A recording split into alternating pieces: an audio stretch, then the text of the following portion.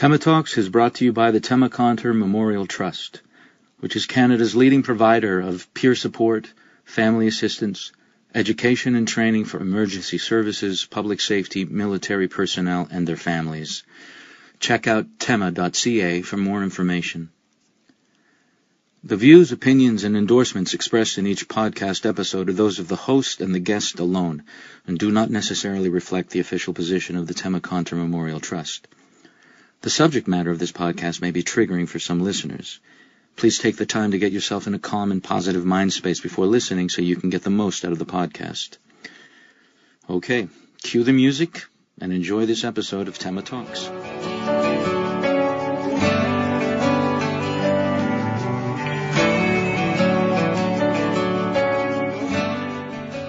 Hello, people, and welcome to Tema Talks, episode 17. So this episode wasn't supposed to happen until September. As I told you, I was taking July and August off. Well, I changed my mind, and we're going to put out a couple in the summer. One in July, this one, and one more in August. We're going to put out, and here's my plan. Obviously, both of them are going to have a fantastic guest, and in recent months, I think that we've just been inundated with losing people, whether it's, just in general, first responders, close family and friends, celebrities, losing them to suicide. It certainly has been a headline issue these last few months. So this is going to be the Tema Talks Summer of Support. So what we're going to do, we're going to have a guest, as I said, but then what we're going to do is I've gone back and I've consolidated in each episode this summer. There's going to be 12 messages of support taken from past episodes that are just going to be in rapid fire succession, just for you to hear many messages of support in case you are struggling or know someone that is, just to prove the point, to drive the point home that you are not alone. I am not alone. We can get through those down times, those dark times, the times where it seems like there is no path out, no open door. I'm telling you, there is. There always is. I've been there. I've been searching for that door, and almost came to the point where I've said there is no door. It's done. But there's a door. There always is. So that's the plan for the summer. I think you will enjoy it. I hope you guys are all enjoying your summer, taking time to enjoy the outdoors. That's very important. I've found lately being outside more and being in the sun more really has made a huge impact on my mindset and how I feel. It's massive. I know we hear it all the time, but it is true.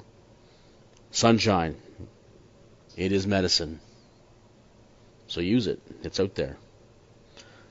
Okay, my guest this episode, you may have seen on social media lately in the news, Jenny Migneault. She's on a tour of various cities in Canada and communities, advocating for veterans with PTSD and also advocating for the support of the loved ones who care for them. Really, really important. Jenny has an awesome story to tell, and she's taken up a really important cause, and you're going to hear all about it. I really enjoyed this. That's why I sort of came out of my summer vacation as I saw this article on Facebook, and I said, we got to get this lady on, and since she's in the middle of her tour right now, I'm not going to wait to put it out. We're going to put it out now. So that's how it happened. That's how it went down. Love this chat. I hope you enjoy it. Let's get to it. It was a dark and stormy night, nor'easter rolling in. Welcome to Tema Talks, Jenny. Thank you for joining us. Thank you, Sean. It's my pleasure. As I was saying to you earlier before we started, my plan was to take the summer off, July and August. However, I saw a story about you an article on Facebook about you and what you're doing, and it's so important what you're doing. So I had to reach out to you. We need to get this done, and we're going to put this out. So, plans change, which is great.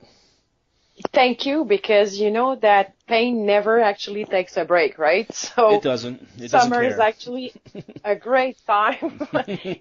It's always a good time to talk about the needs of caregivers. Always.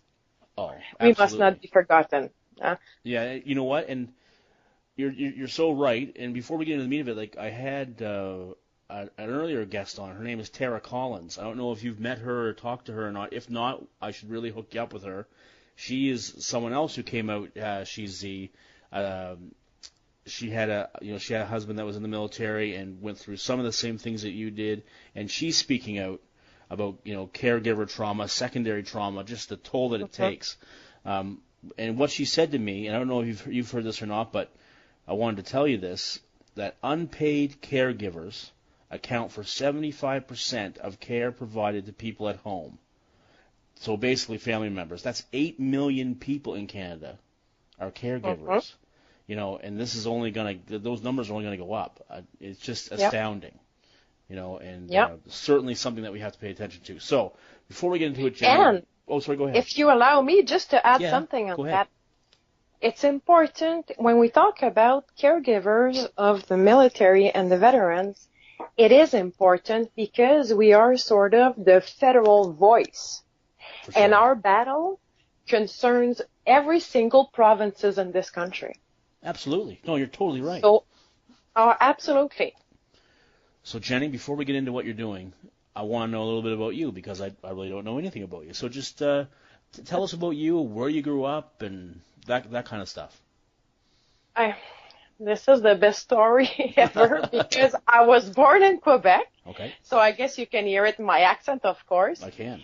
I was born in Quebec, and I'm not coming from a military family at all. In fact, I was born in Sainte-Cécile-de-Macham, born and raised there. So, and there was no military in my family. And what can I say? Just had a normal childhood. Yeah. And one day, out of nowhere, there's a man. I'm an employment consultant. Okay. And a colleague of mine, I'm then 29 years old, and a colleague of mine comes to my office and asks me if I could meet someone who's looking forward to participate in 2 workshops in order to help him get a job. Okay. That person was my ex-husband. When I was introduced to him, he was a fairly new veteran, only 2 years out of the service. Right. And already he was struggling to find a job, keep a job. He didn't know what he wanted to do in the civilian world. Right. So this is how I met him. Wow. And so in fact, I don't mean to interrupt you. So you met him after he was out of the military, and yes, was he already having some issues then? Was he having problems then? Absolutely. Absolutely. In fact, as I said, I was a civilian myself. Yeah. And I knew nothing about the military, nothing.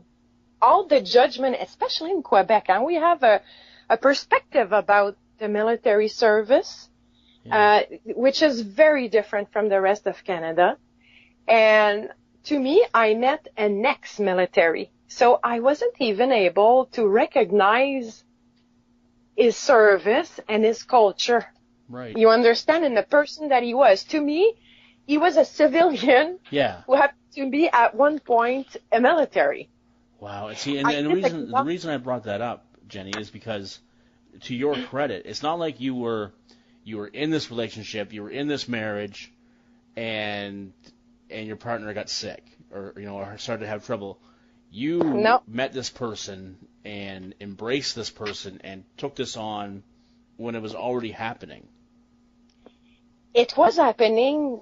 It was already there when we met. Okay, already he was having terrible nightmares. Okay. But you know what? To me, they were nightmares, just like for a child. Okay. You understand? Yeah. I mean, he wasn't sick, and of course, because when he left the military, when he left his service after 20 years, in fact, he explained to me later on in our marriage that he left because he was ashamed, because he felt like he wasn't good enough for the uniform he was wearing so proudly. Wow. So it was like a shame for him, and that's why he retired. But he was already sick, and already his medical files were indicating major depression, and everything was there, in fact. But the Canadian Armed Forces let him go, telling him that he was in perfect health. Wow. How are they justifying that? Like, were they totally disregarding the emotional or mental? Oh, absolutely. In 1998, after he served 17 consecutive months in Haiti. Wow. So he came back psychologically wounded, of course. Right. And when he had the opportunity, everybody just watched him go. Hey, bye-bye, goodbye, have a good life. So he was under the impression that he was okay, although he knew that there was something wrong with him. But he didn't want to admit it to himself, right? And not to himself and not to anybody else. So he was fighting those nightmares. Now that I know, because back then I couldn't see and I couldn't realize. I mean, he was hypervigilant. I mean, right. All the signs were there, but I couldn't recognize them. So,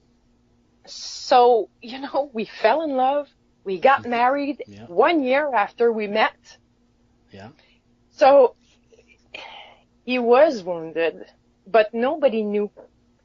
So he did find jobs, 15 within 3 years. Wow. He couldn't keep them. He was always angry, always got not into a fight, but, verbal situations. They weren't efficient enough, not good enough, not fast enough. Everybody was incompetent around him. Right. Now, at one point, his brother told him about Veterans Affairs. So we got married in 2002, and now it's in 2006, I believe, he contacted Veterans Affairs, and he finally received a diagnosis in 2007 with, among other things, of course, PTSD. Well, I have a question, Jenny. Why did it take somebody else to tell him about Veterans Affairs? Did no one from the military tell him that he had a support system in Veterans Affairs? No. In 98, seriously. It took Roméo Dallaire, actually, to talk about PTSD, right? Yeah. Wow, that shocks me. Before him, nobody was really talking about PTSD. Right. And you weren't treated. No, nobody knew about it. But he didn't even know that Veterans Affairs was an organization that he could turn to for any kind of support. Exactly. Wow. Okay. So the lack of information really impacted, of course, but then again, he wasn't able to recognize for himself that he was wounded. Right. And it didn't help that the military was also saying he wasn't, which gave him an excuse to say, well, I'm not. And you don't want to be also, right? Right. When you're military, you don't want to be sick, and you don't want to leave sick. You don't want to leave wounded. Right. You don't want to be wounded. It's not acceptable. Yeah. No, I can understand It's not acceptable. So you guys you guys brought your families together, which included altogether 4 children. Yeah, he had 2. Right. I had 2. So you're going through this. God. I'm thinking about it now 15 years later, and oh my God. There was passion between my ex-husband and I, because today we are divorced. I guess we'll talk about it a little bit later on, but what really saved us was the passion that we felt one for another. Right. Okay, this passion, this sexual attraction too, okay, we have to be honest here. Yeah. Really, this is what kept our marriage for a very long time, and that made us still continue like to love each other. Right. Although there was a lot of fighting. Yeah. At one point he was heavily drinking. Okay, and with all the drinking, you know what comes with it, right? The fighting. I had a job. It was difficult for me to keep a job because on top of it, he was experiencing nightmares. Right. And when he started to get the help, the medication came also in the picture. Right. And heavy meds. Huh. So the big drama for me in my life was the fact that I was completely ignored in the process. So nobody to begin with, and of course we're in 2018 today, and things did change a little bit.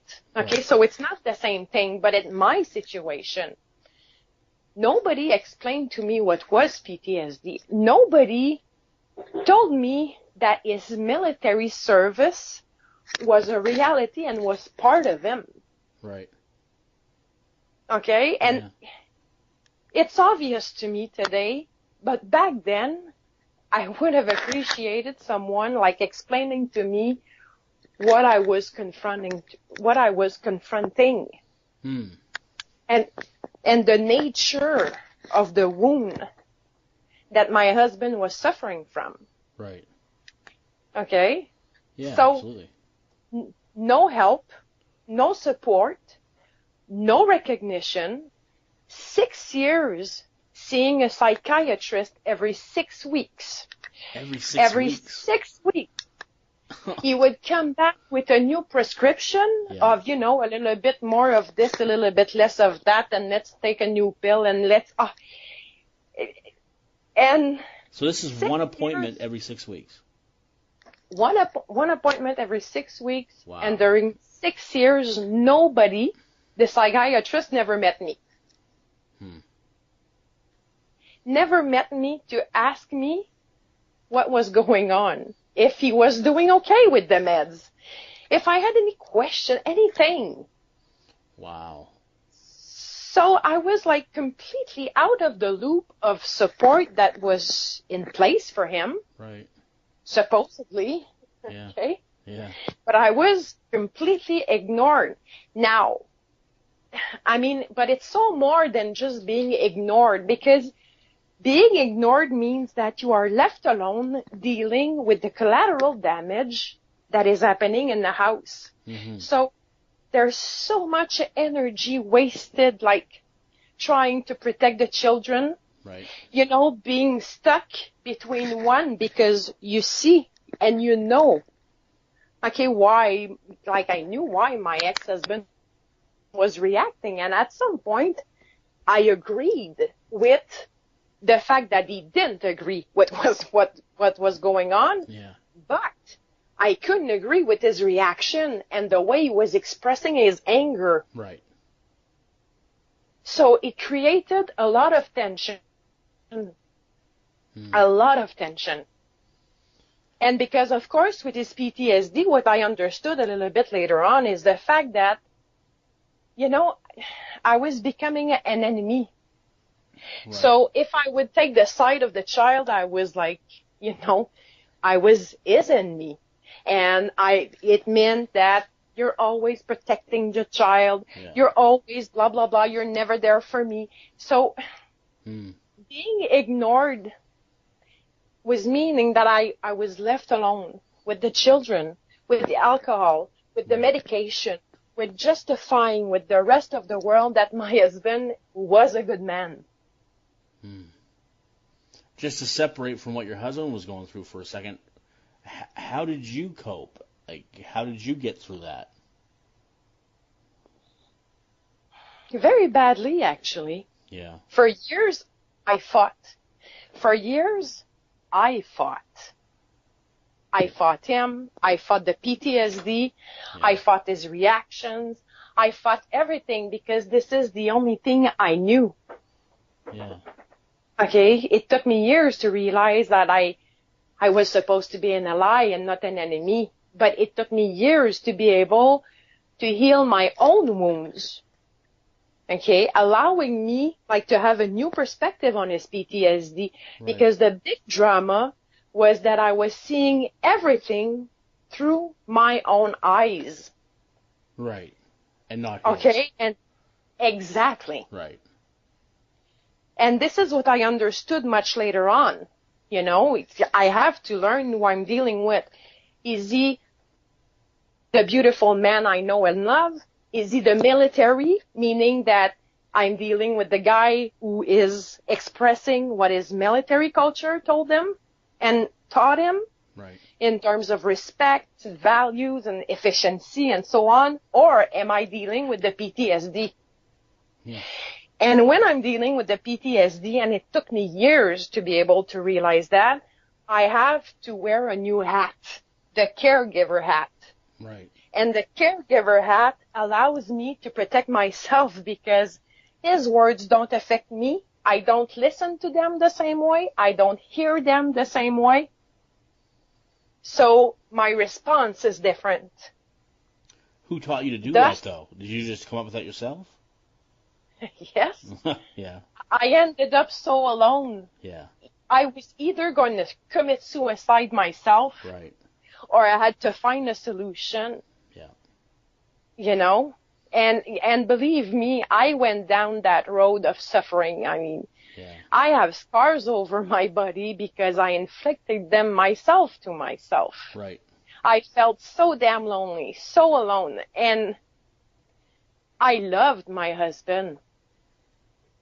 But how do you justify this kind of love to the rest of society, to your coworkers at job, to your boss, to your best friends who don't understand why you're staying in that relationship? Right. And yet, I always knew the great man who was lying behind his invisible uniform. Right. And this is what I held to. Yeah. But loving was a big burden also. Not because I didn't love him. I didn't know how to love him. And I was hurting myself by not being an appropriate caregiver. What do you mean by that? Because I was creating situations. Right. Let me just give you a very simple example, Sure. okay? Yeah, absolutely. So, he would go to his psychologist once every week. So, to us, it meant that he had to drive an hour and a half to get to the specialist, and of course an hour and a half to come back in the traffic and so on, right? Right. So, at one point, would you believe it, I was kind of almost jealous that he had all this attention, that he had a place he could actually vent and say whatever he wanted. So he would be gone for three hours. Right. And when he come back, okay, I would ask, what did you say? You didn't tell this? Did you tell him about this? You didn't. Blah, blah, blah. And I would be on his back. Right. Make him feel almost guilty. I was creating situations because, of course, he would get angry. Right. He didn't want exactly to tell me. And, of course, I mean, he was right. But I was bitchy when he came back home. Yeah. I really was. Based on true feelings, though. I mean, these were feelings that you weren't trying to harm. You know what I mean? Like, you were, but... No, but at one point you need help yourself, right? Yeah. And you don't get. Yeah. How come he was receiving so much help and not me? Right.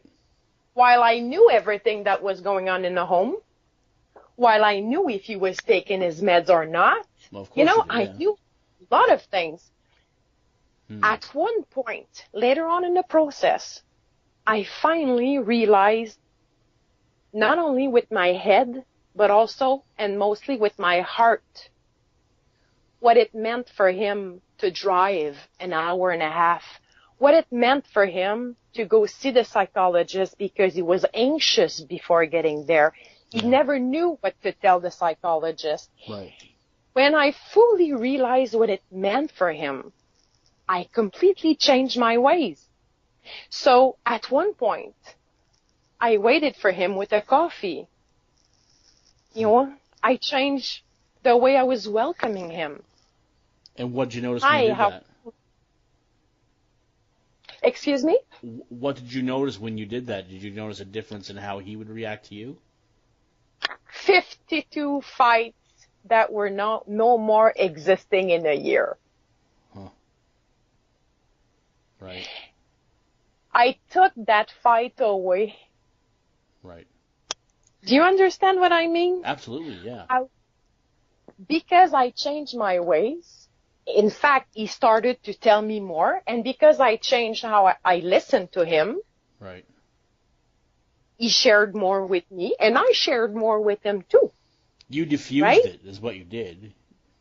You diffused the situation. I learned how to create an appropriate environment for him. When I realized that the wound was real. That's a very selfless thing for you to do, though, for people to do. It takes a lot to do that. It's one thing to know that, and then it's another thing to actually do it, you know? It takes a lot of maturity. In my world, the way I defined it now, to me, you need maturity and you need empathy. Right. You need both. And don't confuse empathy with sensitivity. Not the same thing. Empathy and maturity. I need to be able to deal with my own shit. Yeah. Okay? Yeah. Before I can deal with this shit, I have to be mature enough to understand what are my triggers, what are my needs. Right. And be proactive, because I have a responsibility. As a caregiver, I have a responsibility towards the wounded one, but also towards myself first. And my first responsibility is to heal myself in order to love him correctly. Right. So the maturity comes with time, right? Right. You can't have that maturity, that level of maturity at 21 years old. You can have the empathy, right, but not the maturity. So with time, you grow. And this is what's the most beautiful part about this, is that I realized that I really grew myself because of my husband's PTSD. Right. Okay? Yeah. Like, I became a better person because of him. And you know what? In the end, him too became a better person also because of me. Yeah, absolutely. Yeah, for sure. Jenny, but Sorry, go ahead. We had to work very hard in order to be able to achieve that level of empathy thing, Right. Because it's difficult for a veteran or a serving member to really feel that empathy too. And this is one of the biggest fights we have as caregivers, is to be recognized by the person we are taking care of. Right. So we live with someone who can find very difficult to see us, for instance, have a social life or a successful social life. Right. Or successful relationship with our family members. Right.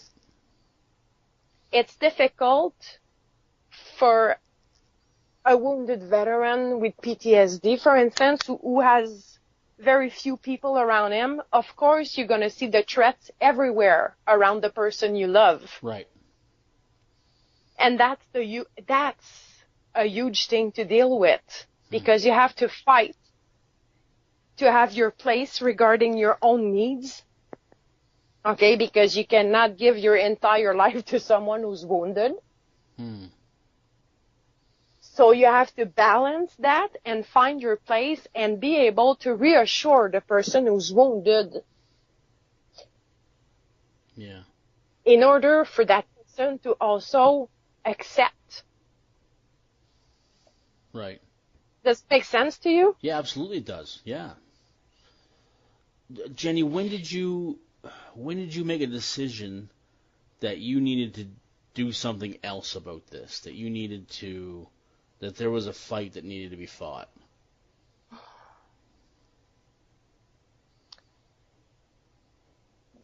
I realized that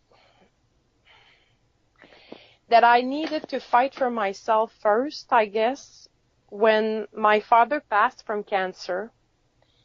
And at that period, my ex-husband was really affected by medication, and like he would be in bed for something like 20 hours a day. Right. So I remember mourning my father, who wasn't dead yet, actually, alone by the fire at our place. I would just have myself a little bonfire at night. And this is when I sort of realized that I had to take care of me at some level, myself, that I had to stop expecting something else from my ex-husband. Right. But it's when I went back to school in social services in order to save whatever was left of my family, because at that point the relationship was terrible between the children and us, and between, my ex-husband and myself. And so I really decided to go back to school, but I only was able to stay at school for 3 months because my place was with my husband, so I had to quit school. Right. And this is when I really realized that I was a caregiver. Suddenly, I really realized that PTSD had a grip on me and on my life, that I was not free completely. Right. Okay, so this was like a big thing for me to realize. Yeah. You made a good... More importantly, Sorry, go ahead. No, go ahead. I was going to say, you made a really good point about expectations and disappointment.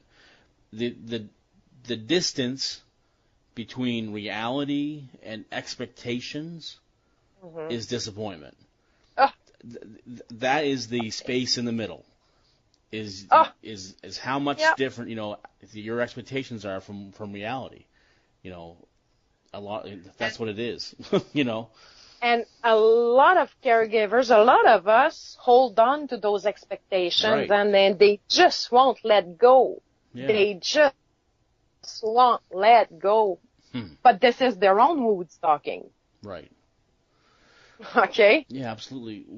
Jenny, when did you decide that you wanted to, what made you decide that you wanted to take this message, on this Canada tour, which I know you're doing one now, but originally you did this before, right? This is not your first one.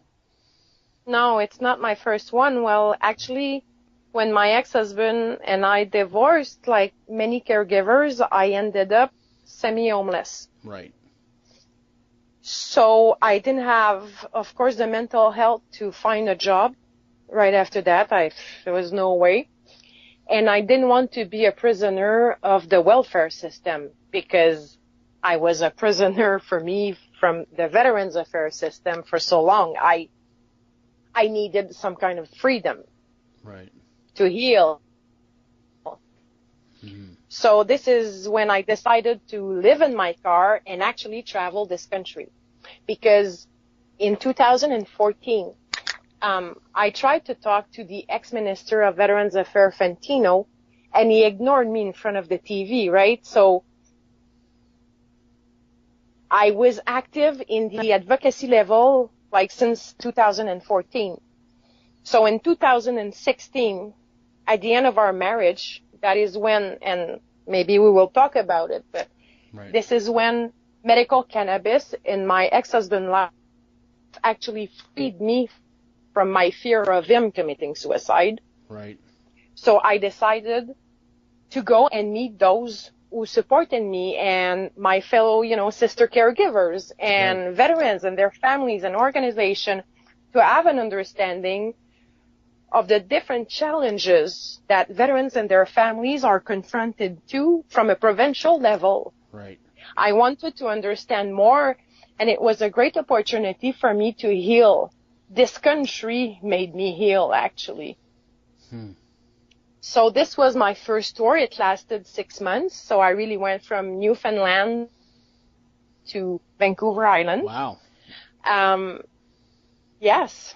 And there's nothing, I keep saying, there's nothing like living 6 months without a flushing toilet, okay, to understand. It brought me actually closer, and I'm saying this in a very humble way, excuse me, but it brought me closer to the military service at some level, okay, because for 6 months living in my car, I had to live in a very, small space. Right. I was living in a 2007 Toyota Camry, and I'm 5'4" still. I didn't fit, on the back seat to sleep. Right. So, dealing with the humidity, having to hide my car to sleep. Right. Just the challenges, the daily challenges of making sure that I had enough clean water and being able to wash myself once every 2-3 days. So it brought me closer to the military service, sort of. Right. Made me understand a few challenges. But it also allowed me to meet so many families that it was like the best thing ever, because this is when I really realized that I was not alone.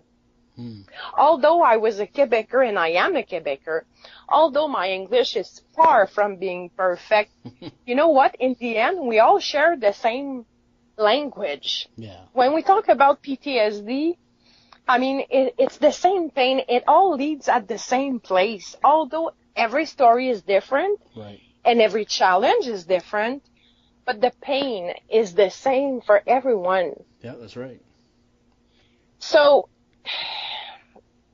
with time, the advocacy, the activities, and the political involvement as well, because I met approximately 200 MPs individually.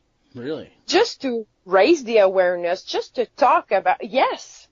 Yes, to me, I had a mission also to educate Right. our MPs in order to be able to talk with the veterans, because people don't know how to talk to veterans. Right. And I felt like I could maybe contribute to educate some of them in order for them to be better listeners and to have a better understanding of what their own people are telling them. Right. Because they are the political voice at one point. Right. And veterans need to be understood And from a political level. Was it your opinion, or was it your message that there is just a profound lack of support for veterans? Is that the message you were trying to get out to these MPs? To the MPs, yes and no. Yeah. To be honest, when I met with them, it's them who decided, where the conversation, Right. where they wanted the conversation to go, right? Right. Some of them really had questions for me in terms of the caregiving. Sometimes it was about PTSD. So at that level, my mission was to educate them, okay? But when it comes to Veterans Affairs, you are absolutely right in terms of caregiving, and to family members, there's a definite lack of support, lack of services, and the measures that are created for us, supposedly for us, are inaccessible for those who are suffering with PTSD. So there's a kind of discrimination within Veterans Affairs concerning the caregivers, because to them it sounds like, from a bureaucratic perspective, a caregiver has to put a spoon in the mouth of someone wounded in order to deserve the title of caregiver. Right. But in my world with PTSD, It doesn't work like that. And well, as a matter of fact, yes, it does work like that. The only difference is I don't put the spoon in the mouth. Right. because I have to bring the food on the table. Yeah. I don't wash him, but I have to ask him to wash himself. That's right. Yeah. I mean, he's non-functional anyway. Right. Either it's physical or mentally speaking, the result is that in the end, he's not as present as a father. Right. He's not present as a life partner because everything is so heavy on his shoulder. Right. So, I mean, shoveling the snow at 5 a.m. in the morning in order for me to leave and go to my job, no, I don't think so. Yeah. So, in the end, the caregivers are taking care of everything. Oh, for sure. Yeah, absolutely they are. So when did this, sorry, go ahead. No, my point was, what is the difference? Yeah. You know, why should I be discriminated either because my husband is from, you know, is under the umbrella of the old pension system or the new veteran charter or the future pension system? I mean, to us, why should it matter? Right. Okay? Yeah, it shouldn't. We're human. We don't belong to a bureaucratic system. Right. Our love is not political, and our love, okay, doesn't have to be recognized in terms of when he left the army, you know, when did he retire? Before 2006, you don't have access to nothing. Right. Between exactly. 2006 and 17, you know, doesn't make sense. No, it doesn't make any sense. The battle of caregivers is about their identity and their dignity through the education, the support, and the recognition. Because what we do is real. Who we are is real. We are either the best ally or the worst enemy to someone who's suffering. Yeah, that's true. Tell me about the caregiver recognition benefit. When did this come about? Okay, when I ran after Minister Fantino in 2014, there was nothing for families. The conservative answer to this, because of course in the media, the minister didn't look so good, neither Veterans Affairs, so they created the caregiver relief benefit. And I always said that this was the most ridiculous measure you can ever think of, because the only thing good about that measure was the $7,238 that was a grant given to the veteran, but check this out, that money was given to the veteran for him to get the services that he needs in order to replace the caregiver when she's away. Yeah. Wow. Okay, that doesn't give me a damn thing, I mean, to take a break. No money. But more than that, do you really think that I'm going to leave my husband at home and me take a weekend off? Right. Okay, this can't be done. I'm sorry. Yeah, that's pretty ridiculous. So now, ridiculous. So obviously the Liberals heard the fact that it was ridiculous. Right. And they changed it. Now, since April 1st, they instaured the caregiver recognition benefit. Now, there's a political win in there because this measure gives a monthly payment of $1,000 in the name of the caregiver. Right. Okay? Okay. But, guess what? Well, I mean, the veteran if he still has his 2 legs and his 2 arms and he can actually feed himself, right, forget it. So this is very good. Well, okay, if you want, in a way. It's the right idea. It's the right direction. You got it. Yeah. It's the right direction. So, I mean, it's not a compensation. Okay, at one point it will have to be. If you ask me, it will have to be a compensation for the transfer of PTSD, for the fact that if I really have to quit my job, Forget about all the benefits, the RRSP, and, every contribution that I have to make in order to secure my financial future. Yeah. Okay, if I have to stop working, I lose a lot. Okay, I lose a lot. Still, that measure exists, and I'm guessing that it's accessible to those who are physically wounded, and this is excellent, although I know no one who actually is receiving it. Oh. But if you live with someone with PTSD, I mean, the criteria, is a fiasco. Well, it's a fiasco. It sounds to me, Jenny, a lot like what I've observed with whether it be workers' compensation or whether it be the disability tax credit, is that it's exactly like you said.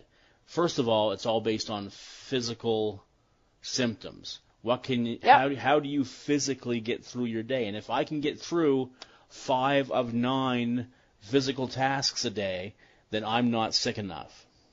Basically. I mean, just in general speaking. But they don't take into account how, the anxiety or the emotional or mental injuries that even though I can put on a good front and I can survive a day and half decently, that doesn't mean that I'm well. It doesn't mean that I don't need help. Exactly. Yeah. And that's the thing, and this is what's missing. The understanding, of the nature of the wound. Right. At every single level. In the military, it's crazy how they heavily medicate our serving members. Right. Crazy. Yeah. I mean, they keep them zombie. They keep them dead inside. Right. Dead inside. So. Yeah. And find me a system, where anywhere in this country, you work for 20 years, 25 years, in the military. As soon as you get out, they push you in order to find a new job. To them, the answer of retirement lies in the employment. Right. Yeah. My mother taught for 30 years, and when she retired, no one pushed her for her to find a new job and go back to school, and nobody did that. Why can't you just be doing done? this Why can't you be retired? Yeah. And just accept that there's a price with the service, That's right. and us as a society, we have to accept that price. That's right. Yeah, no, I agree with that totally. So, just where are you right now, physically? Right now, I'm in Winnipeg. Right. In fact, I'm about to leave in Manitoba. So I stayed almost 2 weeks in Northern Ontario. Right. And then Manitoba. You're going on another to Brandon. tour. You started another tour. Yes. So exactly. What is it you're Northern doing? Ontario. Well, actually, I'm meeting veterans and their families because I still want to understand their challenges from a provincial level, of course. So I'm meeting, Franco-Manitobans and Franco-Ontarians and the native communities as well. Right. Okay, they are forgotten on so many levels. And I'm meeting also organizations to talk about PTSD. I will be meeting with MFRCs in Saskatchewan, Legions. So I'm meeting the actors from a local perspective. Right. And of course, I talk about the new measure of Veterans Affairs concerning the caregivers. Right. And because also they need to be educated. And I talk in the media about the lack of services, for caregivers and veterans. Because don't forget that when you take away something from a caregiver, there's a price for the veteran who's suffering. Right. If I have to quit my job, all the burden goes on the veteran.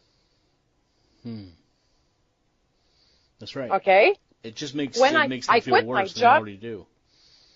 well, when I quit my job in order to take care of my ex-husband, okay, like, understand that I had my own 2 children in this marriage, and he had his own 2 children. Right.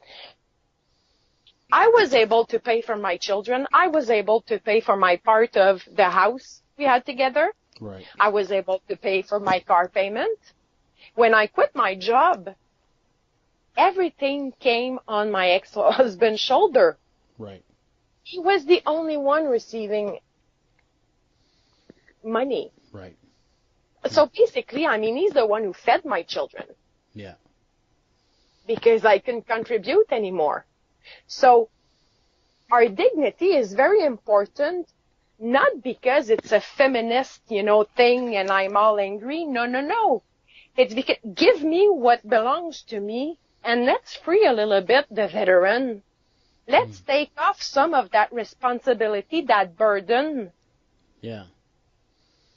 How do you Let's create an environment that makes sense. Yeah. Yeah, that would be nice. How do you feel you're being received? I mean, on this newest tour, do you feel like you're getting the attention of some people? Oh, absolutely. I Yeah. mean, I'm busy. I'm busy and I like it. I Right. really like it. My reality in Quebec is very different. Okay, in Quebec, I mean, people basically don't support me or my message or who I am. Why is that? The culture is not the same. Really? In Quebec, it's the Vandus who run the place, right? I mean, they create a very hermetic, bubble. And, I didn't make the cut. Don't ask me, in fact. And this is like the crazy part. No one in Quebec really, except for a few, and they became close friends, but no one in Quebec took the time to ask me what my message was and what my purpose was or trying to support me in any way. The support, I have it in the rest of Canada because I was in the Maritimes also a couple of times. And Right. so in English or outside Quebec, of course, there is within the population a level of respect and gratitude Right. towards the military and the veterans community that really don't exist. No, it doesn't exist in Quebec.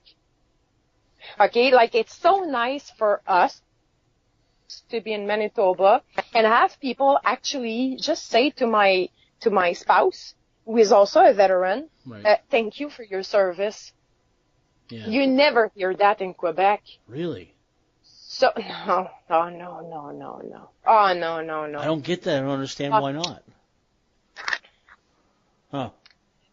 I wish I could explain Yeah, it no, it's better okay. Yeah. myself, but historically speaking, something happened. Okay. Something happened. Was it since the October crisis of 1972? I Right. don't know. Right. But something happened. Something changed. And, Yeah. God. So my message, I can't really get it out. And you see, even when I give interviews, Right. it actually makes me mad, to be honest. Yeah. Because in Quebec, if you watch all the interviews I've been given, probably like 30 in French now, Right. 40, Right. they all want me to make them cry. This is the only thing they want. They want me to, express how difficult it is and blah, Right. blah, blah, and, get the Kleenex and let's all cry together because my reality is terrible. And in English, what I really like is the fact that I'm being asked political questions because the responsibility is there. So the perspective of every other provinces except Quebec is really different. Wow. And really outside Quebec, I have really friends and allies. I'm being heard. Yeah.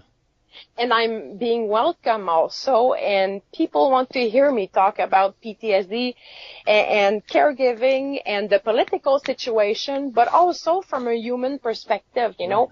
I cannot change people's reality, but I can really help them, you know, make that next step. Yeah. Dad, don't stop. Yeah, please don't stop talking. We need you to do this work. You know, we need you to. You know, I believe in everyone's responsibility. Yeah. Okay, I believe that if you are wounded, you really have the responsibility to empower yourself regarding your own wounds. Right. And be proactive. And I know it's difficult. Yeah. Okay, but there's only one step that has to be done, and it's the next step. Right. Yeah, that's the way to put it. Yeah. Exactly. Yeah. I mean, you go through this, you go through your healing process one day at a time, one person at a time, one battle at a time, and one opportunity at a time. Right. But you have to make it happen at some level.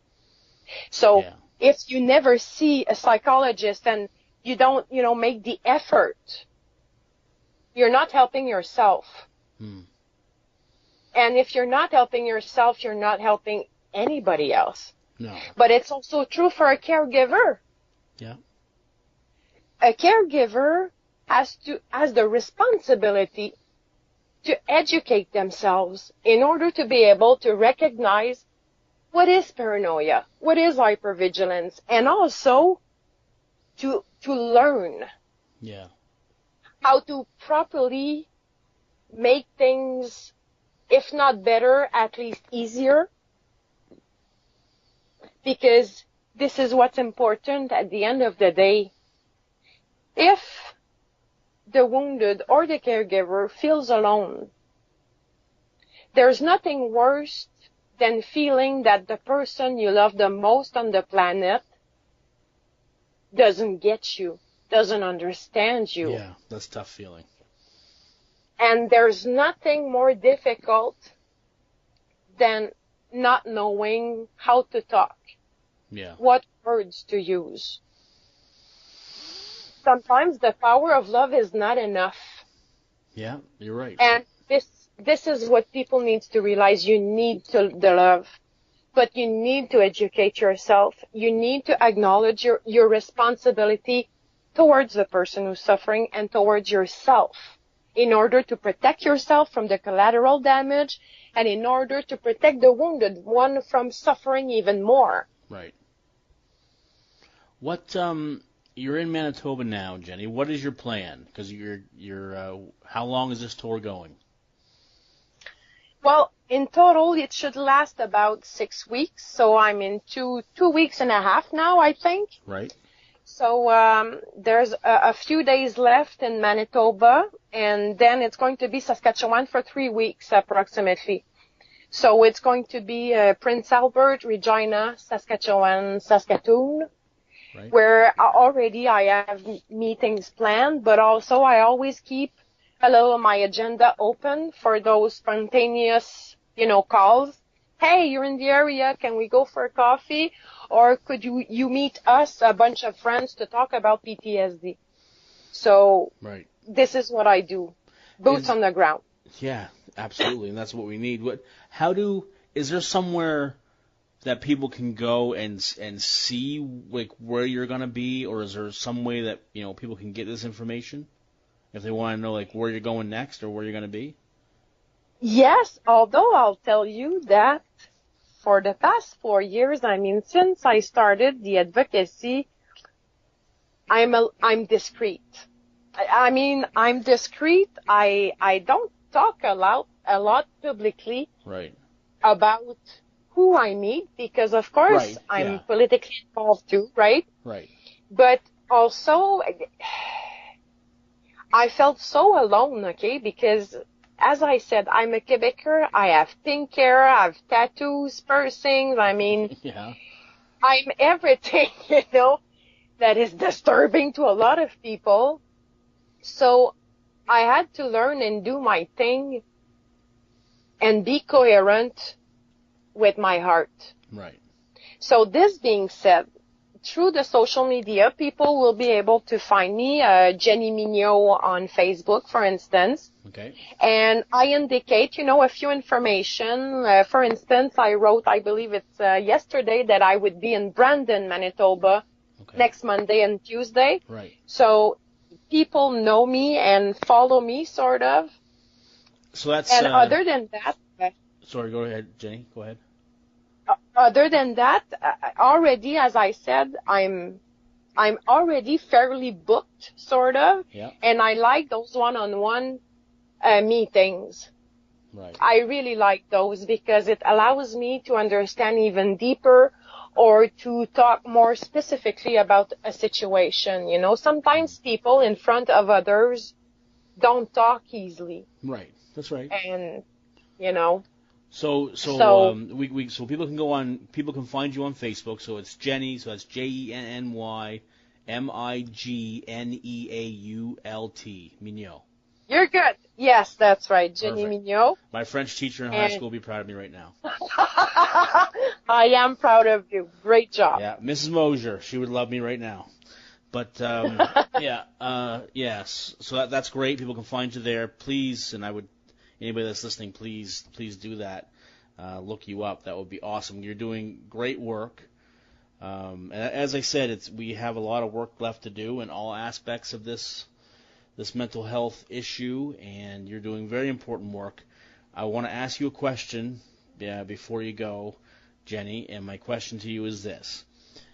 If there's somebody listening right now who is a caregiver to somebody who is struggling, and they were in front of you, what would you say to them? I wouldn't need to say a damn word. I could just give them a hug. Oh, that's awesome. You're the first one that's ever said that. Yeah. Yeah. You know what? The magic, and there's a sadness into this. Yeah. There's really a sadness into this, but there's a twisted magic, sort of. Yeah. I will always remember the first time I talked to a fellow vet spouse. You understand? When you think you're all alone and you're going through something that you can't make sense of, right, and suddenly you meet someone who speaks the same damn language. Right.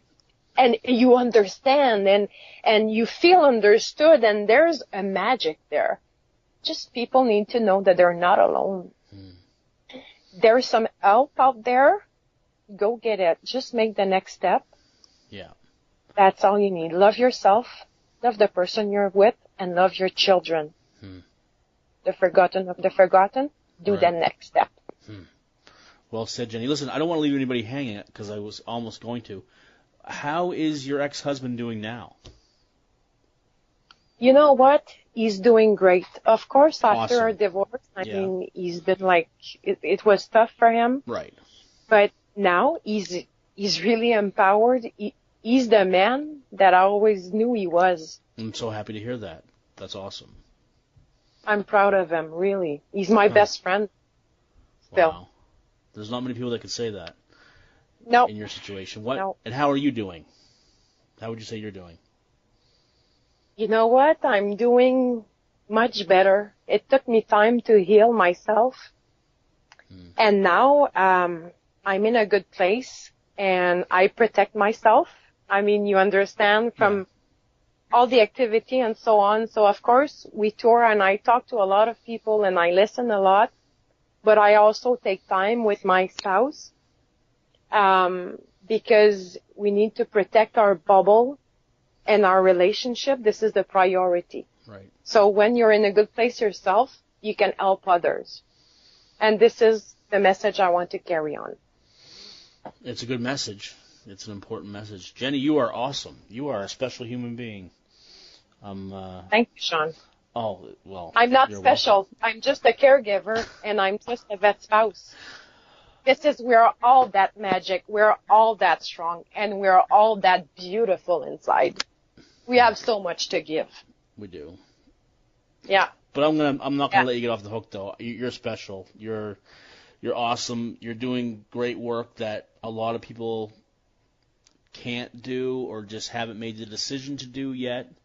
We need people like you to drag other people in, to let the other people know it's okay and that they can do this. And sometimes people need to see an example of someone doing something to know it's okay for them to do it themselves.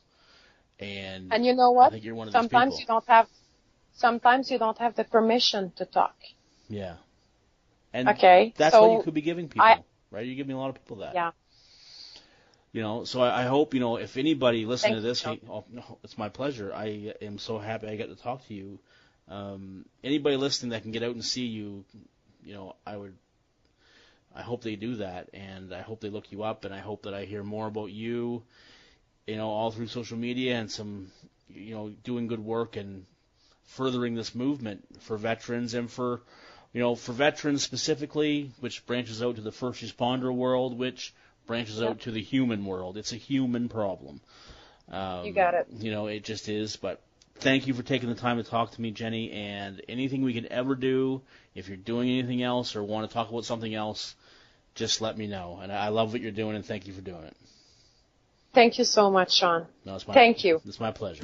Now my shift is finally over. I gotta deal with what's mine. Thank you to Jenny for taking the time to tell us her story and tell us about her mission. Really important. It is, again, a really substantial piece to this puzzle. Caregivers, veterans, obviously, with PTSD and other mental illnesses, and the loved ones who care for them and what they go through and the support that they need. This issue, as I've said before, rings a personal note for me as I still carry the guilt and think every day about what my family, specifically my wife and daughter, went through when I got sick. They had to deal with a version of me that was not very nice. Not very nice to be around. Angry.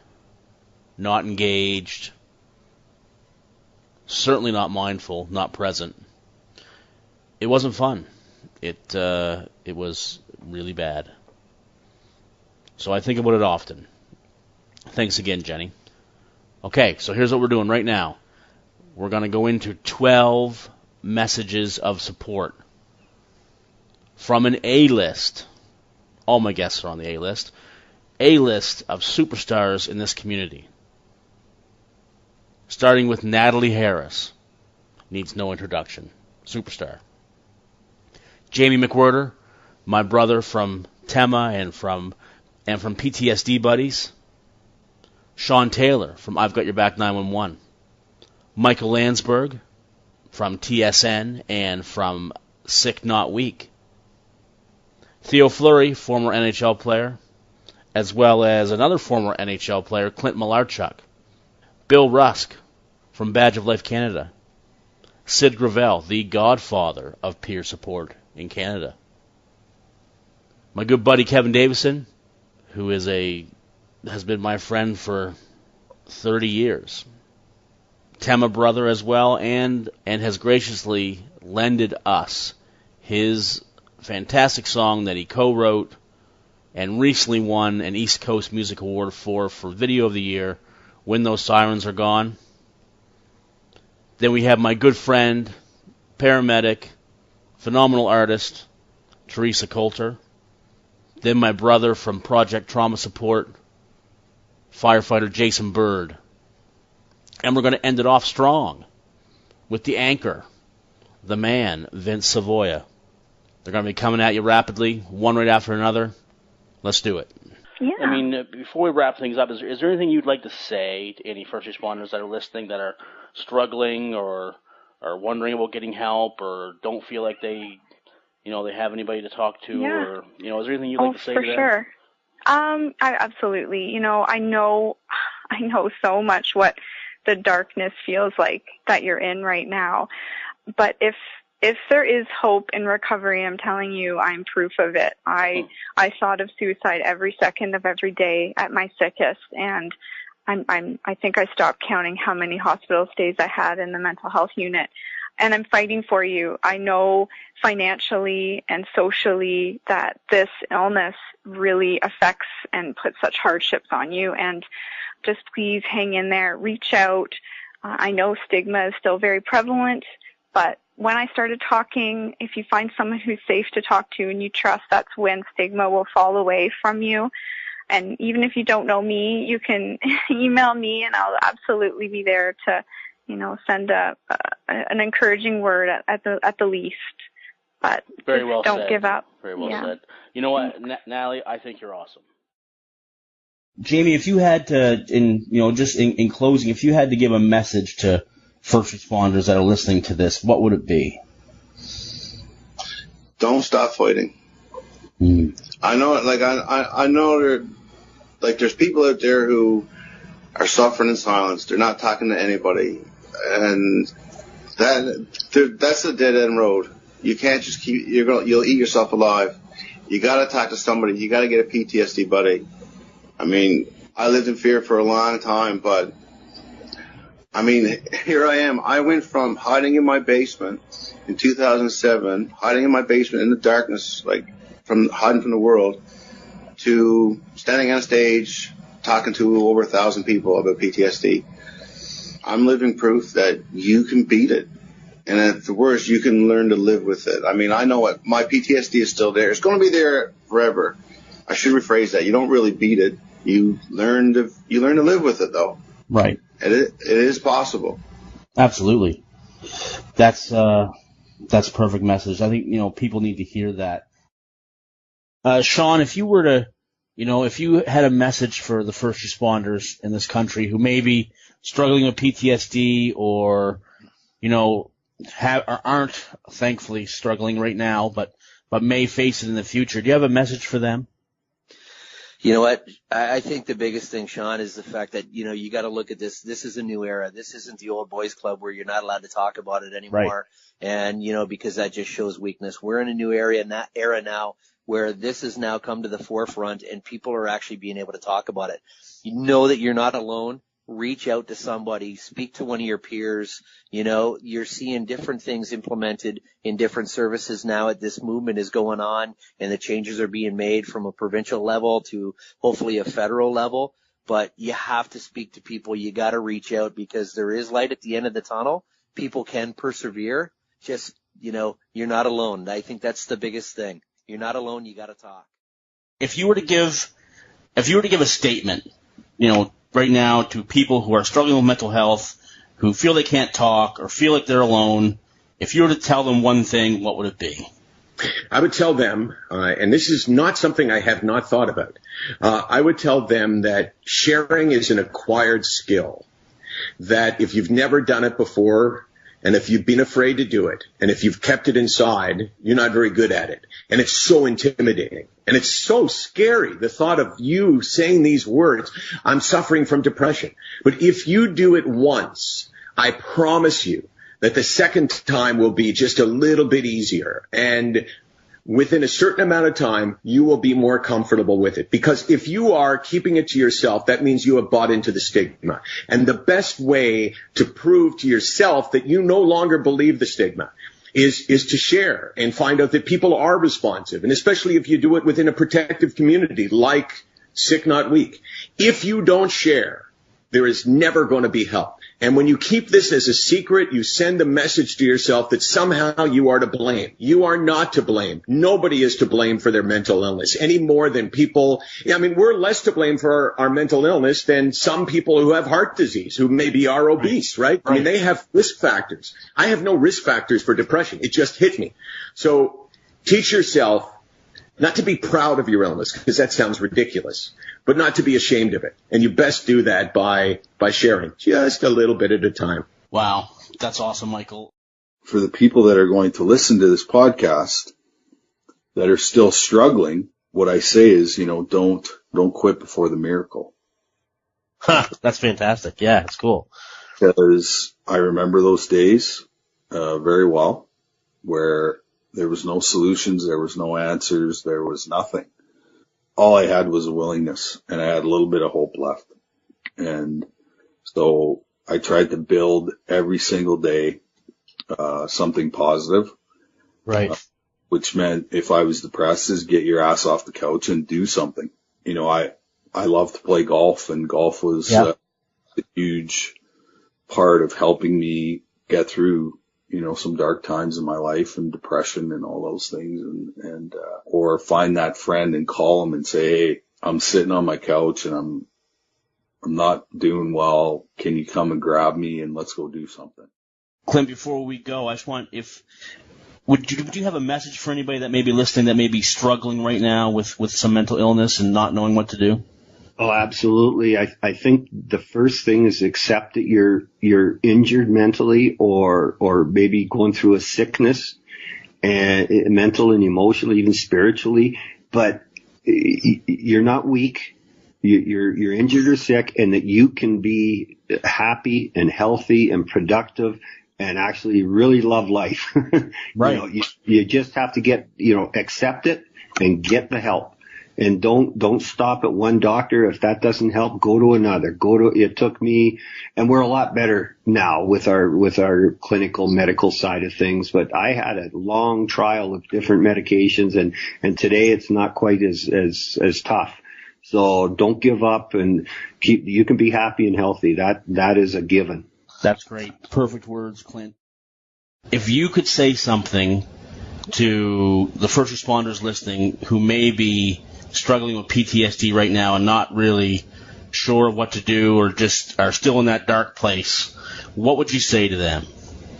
Well, I'd tell them, first of all, that they're not alone, and that they simply need to, there's resources available to reach out to, and there's lots of good people out there to help you.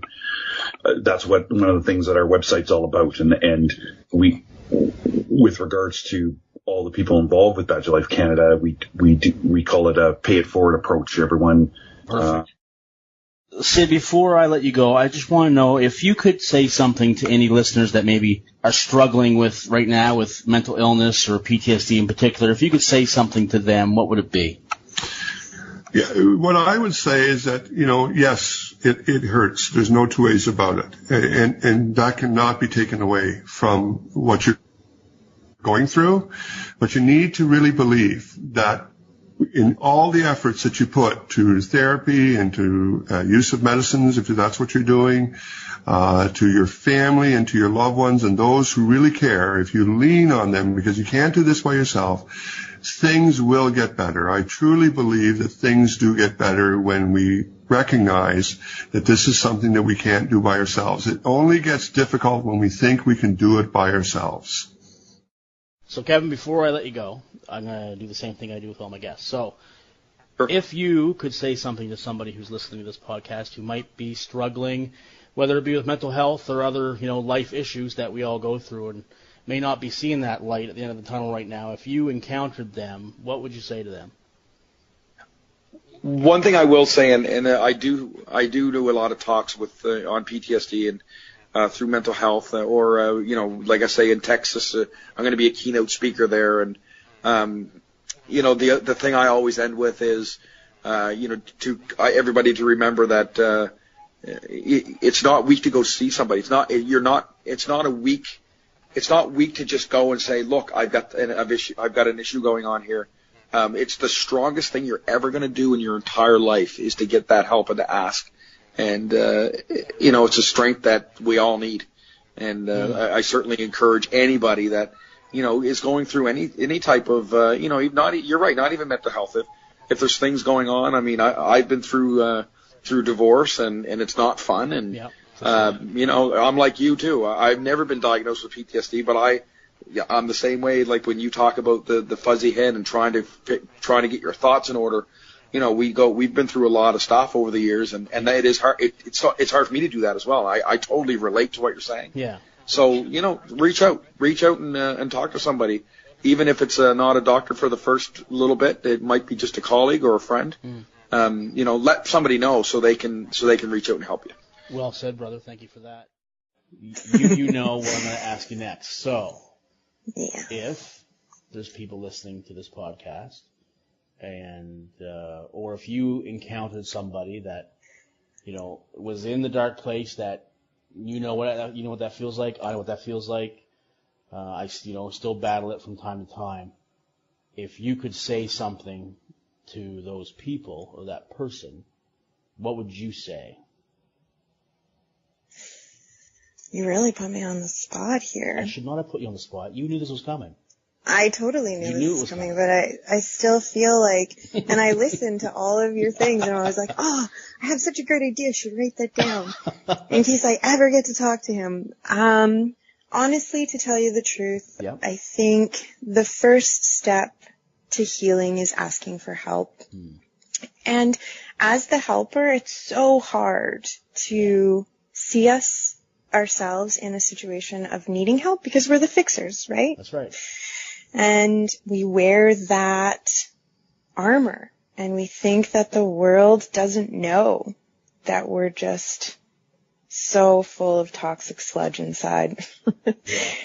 So I think even if your words are disjointed and you don't know how to explain anything, or, just ask for help.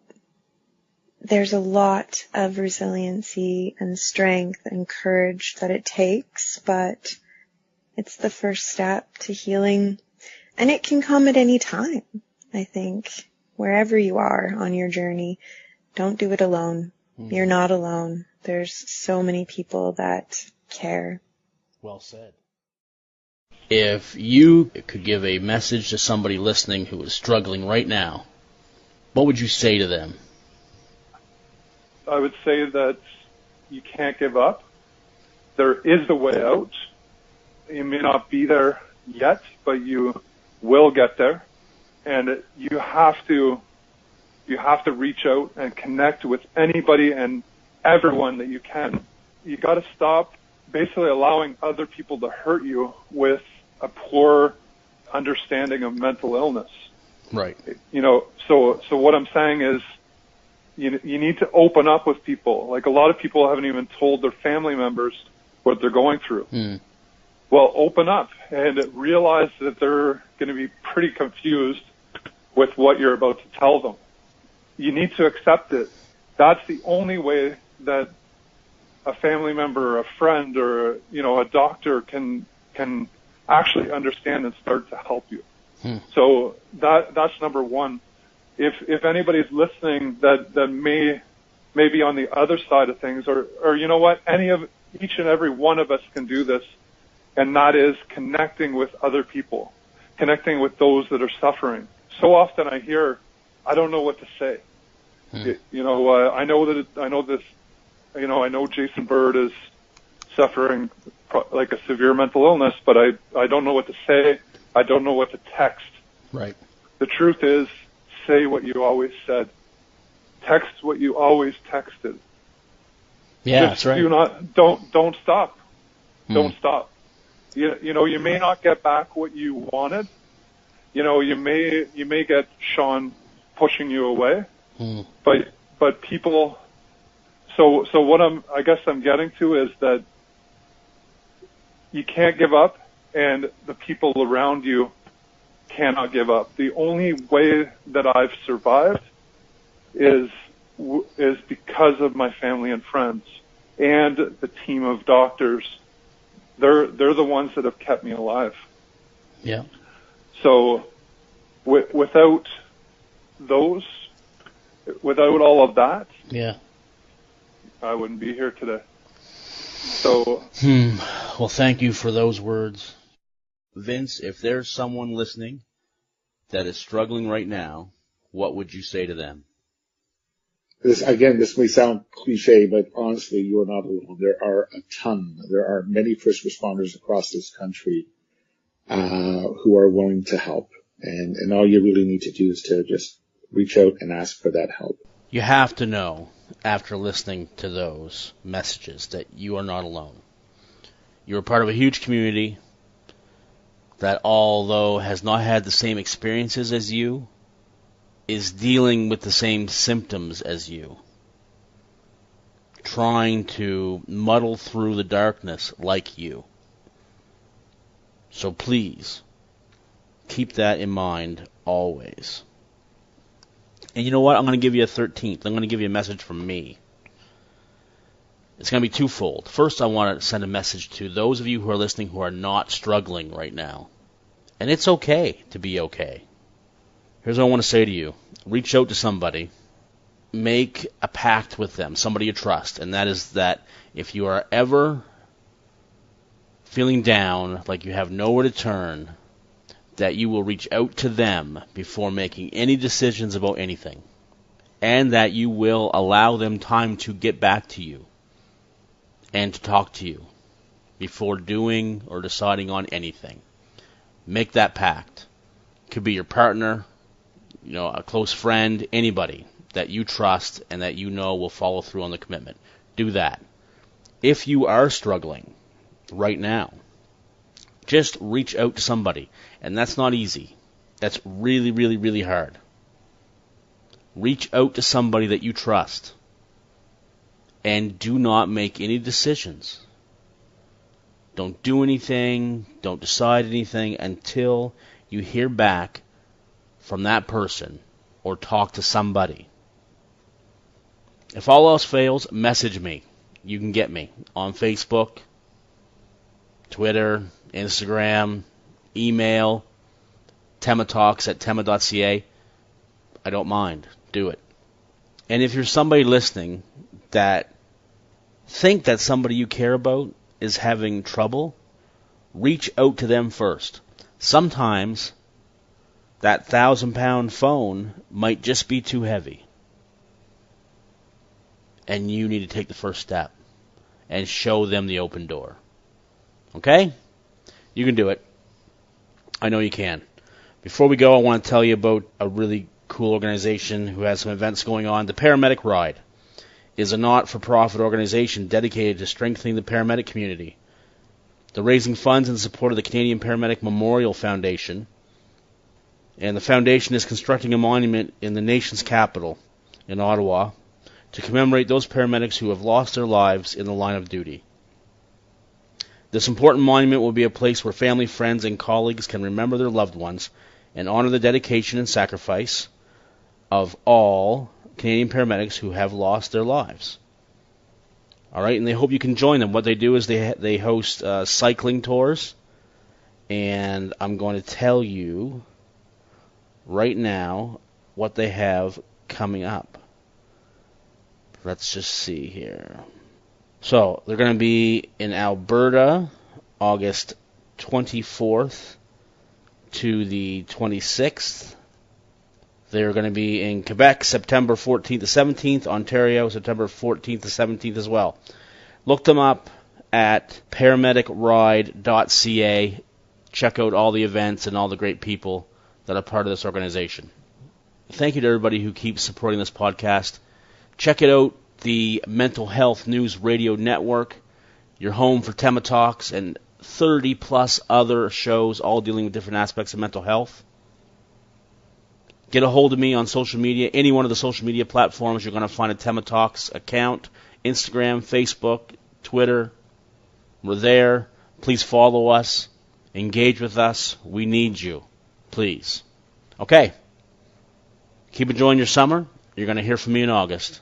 Until then, take care of yourself and each other. More love, less judgment. 'Cause we ain't superheroes, we're just ordinary people trying to make a difference and the first on every scene. And it's a heavy, heavy burden to carry all this hurting when you can't unsee the things you've seen. It keeps going.